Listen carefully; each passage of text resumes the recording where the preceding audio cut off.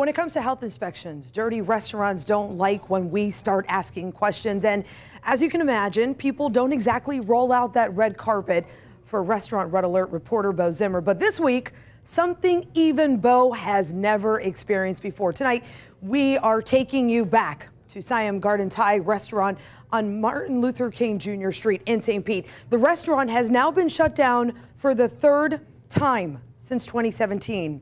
And as you're about to see in this week's Restaurant Red Alert, the owner is doing everything he can to make sure that you don't find out. What does a restaurant owner do when he doesn't want to talk about his long list of health code violations? Excuse me. At first, he might try to hide. Could I speak with the owner, please? The owner is not here yet. They might also try locking the front door.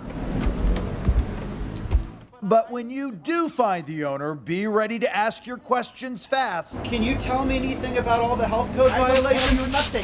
Please. I don't tell you nothing. Mr. Boone, as he's known to customers, is the friendly owner of St. Pete's Siam Garden Thai restaurant. I like the way he fries up his fish and his shrimp and the spices he uses. Customer Joey Kolsinski says he's been coming here with his family since he was about 10 years old. Good fresh food, early bird specials. It's one of the best places we know, so we come here often. But customers like the Kolsinskis knew nothing about Siam Garden's long history of serious health code violations. This restaurant shut down last week for things like raw beef and salmon stored in the same bucket, a possible cross-contamination issue, dangerous temperature violations on the raw shrimp and chicken, roach activity on the cook line, along with rodent droppings and chew marks. The inspector documenting more than 50 droppings at the corner of the cook line, more on shelves in the prep area, even 2 inside a large bin of sugar that had to be thrown out because of the obvious contamination.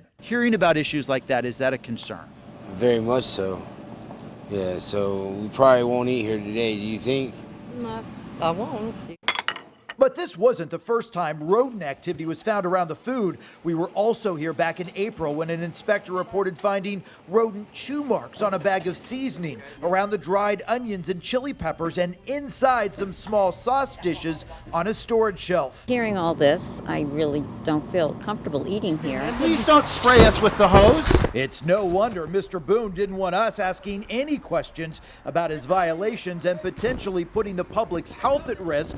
The state has repeatedly cleared this restaurant to reopen, only to return to find more high priority violations. Siam Garden now shut down for the third time since 2017. Come here for a second. Come here. Oh, boy. Well, there you go. Well, you had a couple drops there on your My forehead. inspection reports Oh, have it's just now dried out. You just had to lay them on the car, right? Okay.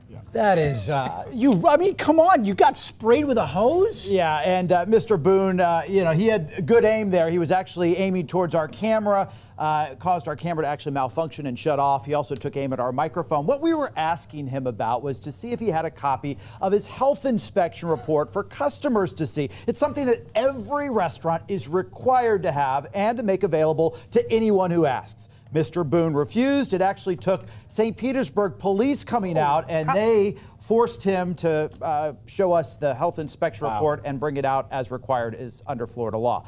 He's not allowed to spray you like that, right, Bo? It actually varies from state to state, Okay. but St. Pete police did review the video checking. because we were. It varies? Someone can spray you with a hose In to get out the some states Okay. that is allowed, but here in the state of Florida, it could be considered a criminal mischief charge, especially when he continued spraying us off property and damaged the camera. So, so the fines for being shut down or our camera, which one do you think would be more?